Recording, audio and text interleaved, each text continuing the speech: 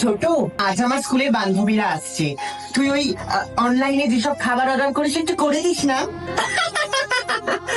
বাবা, মানে গ্রামের মেয়ের ভালোই শখ আছে তাই না? মানে তুমি ভাবলে কি করে তোমার আর তোমার এই গ্রাম্য বান্ধবীদের জন্য আমি spaghetti, chilli chicken, fried rice order করবো?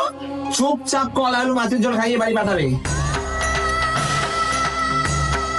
ভালো করে খাও সব। ও মা, এখানে বুঝি গরিবদের কাঙালি ভোজন হচ্ছে?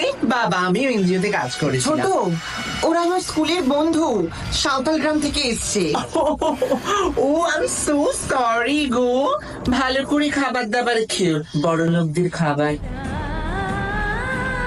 ওই গ্রামের কালো মেয়েটা এই বাড়ির সবার মন জয় করে নিচ্ছে। ওকে এবার শায়েস্তা করার সময় চলে এসেছে।